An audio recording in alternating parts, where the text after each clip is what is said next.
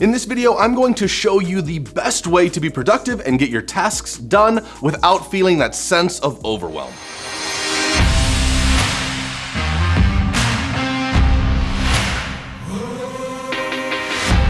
Hi, my name's Tyus and I make videos about freedom, and in this video I'm going to share with you my productivity system that I use to free up my time. Now, if you care about your personal freedom, your liberty, or like more videos like this, hit the subscribe button below to get all of them as they come out, or check out the videos that I put out in the past on this channel. In this video, we're going to be covering how I capture my tasks and ideas, the best ways to review them, how I get organized around them, how I engage in those tasks, and then if you stick around all the way to the end, I'm going to go over how I review them so that I have peace of mind and sleep like a baby every night. If I had to say there was one thing that changed my life over the last 10 years, it would be the idea of capturing my content. The thoughts that come to my brain, I capture them in a very specific and deliberate way. And why I say it impacted my life more than anything else over the last 10 years is because it brought me a great deal of peace of mind. Before that point, when I had a new thought come to my mind, I would say, okay, I'm going to remember that, and then either I would forget it and try and remember what I had thought of that was genius, or I would have those thoughts come into my brain over and over and over again at times that were not ideal, and it would destroy my productivity and my focus at any given time. So this idea was really given to me by David Allen, Getting Things Done. He wrote the book Getting Things Done, or the GTD method, which is very, very popular by a lot of productivity people. I also made a video about the GTD method, which I will link up here. Now, they used to say that the term genius, now we think of genius as a smart person, but genius used to be thought of as a spirit that lived outside of you, and you would be visited by a genius, and these thoughts would come into your head because the genius would deliver those thoughts into your mind. So imagine you're in the shower and suddenly that thought comes to your mind, or you're driving in your car and that thought comes to your mind and you have nothing to write it down with. Those are the nightmare scenarios that would plague me throughout my day, and to a smaller extent still plague me today, but I've created systems that really help me.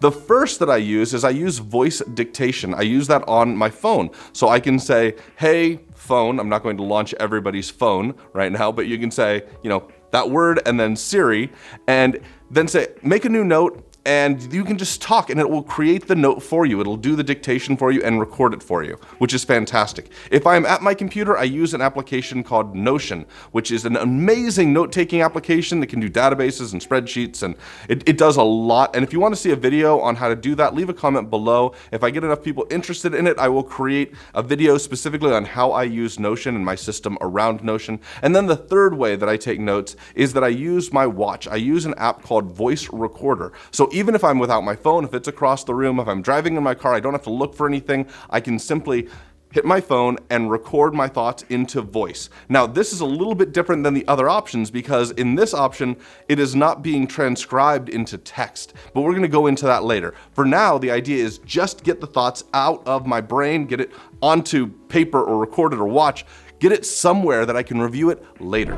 Now, capturing all the thoughts that come to my head is not enough. I find that if I don't review them on a regular basis and figure out what I'm going to do with those ideas, well, then they just come back in. They start popping back up into my brain because my brain's saying, hey, you didn't figure out what you're gonna do with this, so I'm gonna bring it back to your attention. So I've got to figure out a way to review them on a regular basis. I do that twice a week. I do that on Sundays and Wednesdays every single week. And one of the best parts about reviewing all the things that I recorded throughout the week is being able to get rid of them. I'll find that tons of them are bad ideas or things that I don't want to do or things that I might want to do way later in life and they're just not appropriate, and I can just put them aside in a tickler file that I'm not going to touch upon right now.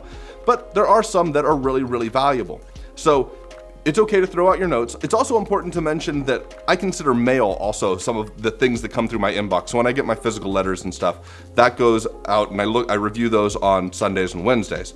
Now, I also mentioned that I'm capturing stuff in voice on my watch, which was a real problem to begin with because it meant that I had to review all these voice recordings, and that's not really efficient to listen to it. It wasn't efficient for me. So one thing that I started doing initially was I started playing back those voice recordings at 2x speed to try and save time, but I would still have to write it all down. It was clunky.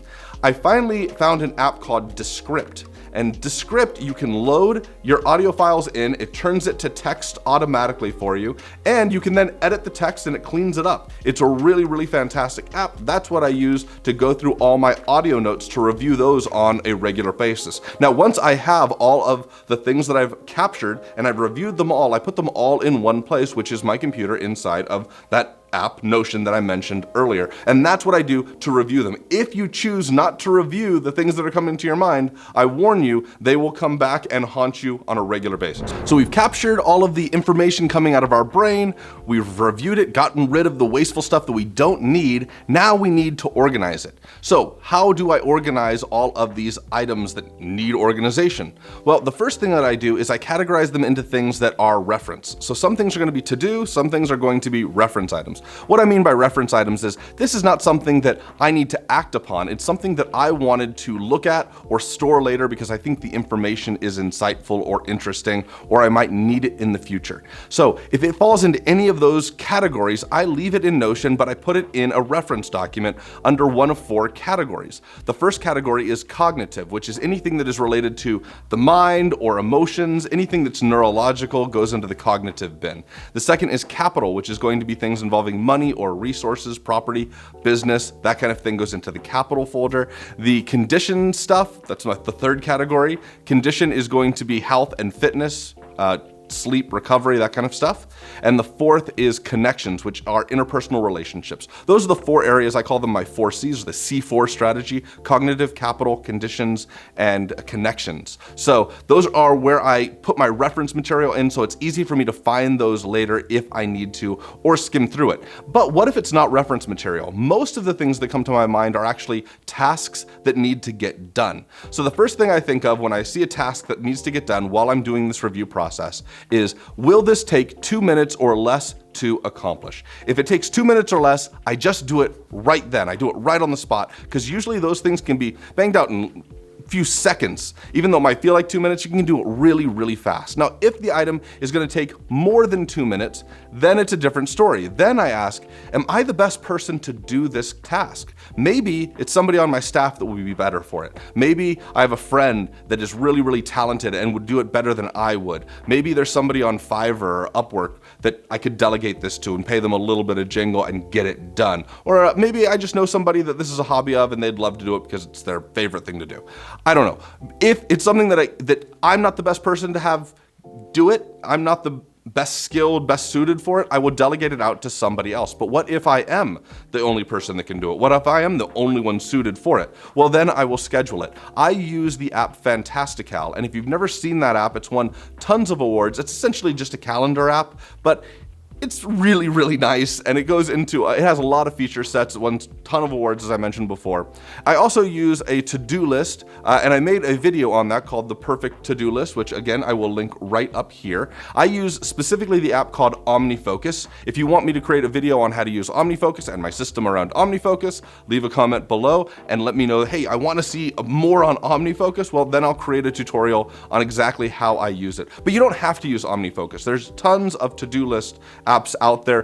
Things is a really great to-do list. Todoist is another really good app, and so is Trello is also very, very popular. So that is the process I do in capturing, then I've reviewed, now I've organized. So now I need to engage in the work that must be done. Walt Disney said, the way to get started is to quit talking and begin doing. And that might be the greatest advice ever on just getting stuff accomplished. But what I do is I block off my work time. I physically schedule it in. I don't block off in 8-hour chunks. I find that it's really hard to do deep, productive work for that long of a duration. And so what I do is I block it off in about 90-minute chunks throughout the day, or sometimes I'll only do 90 minutes of work in a single day, but I do really productive work in that time frame. And the way I become really productive with it is I've already gone through and removed all of the busy work from my brain, so I'm not getting distracted psychologically.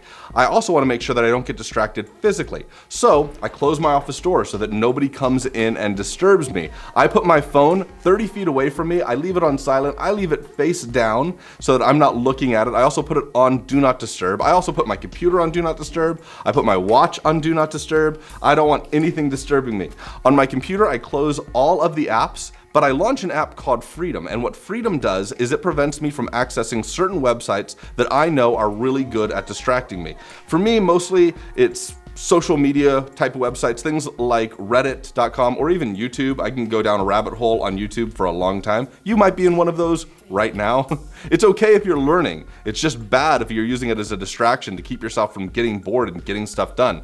And then I also set a minimum time frame on how long I'm going to work for. So I set those 90 minutes and I said, I'm going to stay focused for these 90 minutes and get this work accomplished.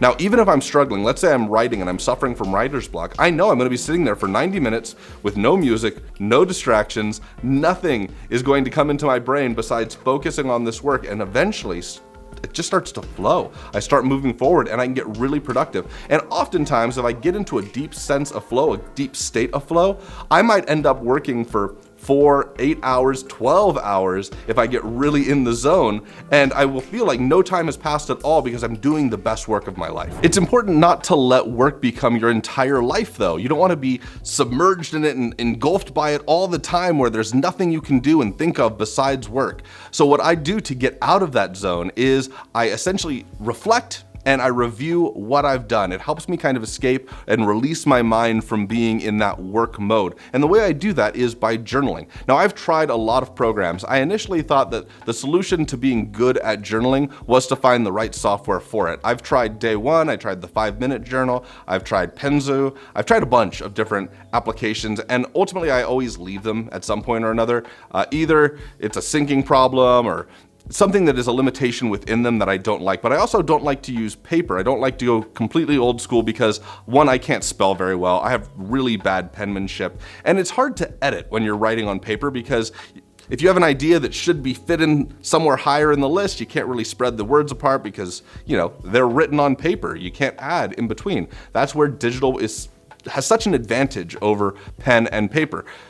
Digital can be stored easily, it can be transferred easily, it can be backed up easily. You can do spell checking, you can link other files or other ideas within there. And one of the big ones is it's searchable so that you can review it later. You can go back and be like, hey, what was the thing that I did at that one day? Well, I journaled about it, and you can search it and you can find it. So I simply use a program that's built into every Mac right off the shelf, and it's been there forever. It's called TextEdit. It is the most bare bones word processing that has ever been created that I've ever seen. It's so simple, which makes it distraction free. So I don't get drawn off into different directions. It's very easy, and I just save each daily entry into a monthly folder, and those monthly folders go into yearly folders. And with that, I've simply reviewed it and given my mind the peace of mind to say, you know what, that day of work is over. It is time to relax and recover. So that is the system that I use to really enhance my productivity. The steps are pretty simple. It's capture, review, organize, engage, and reflect. And then do it again, repeat. You'll get good at it, and you'll find that, at least for me, it has dramatically improved my productivity. Now, if you have a different productivity strategy that works really well for you, please leave it below because I would love to learn from everybody. This is a two-way street. We learn from each other. I want to thank you for watching. If you haven't subscribed to the channel yet and you enjoyed it, please consider subscribing below. I've got some new content coming out that I'm really excited to share, and I don't want you to miss it. Share this video with other people if you have not done so, people that are like-minded or need to see it, and I hope to see you on the next one.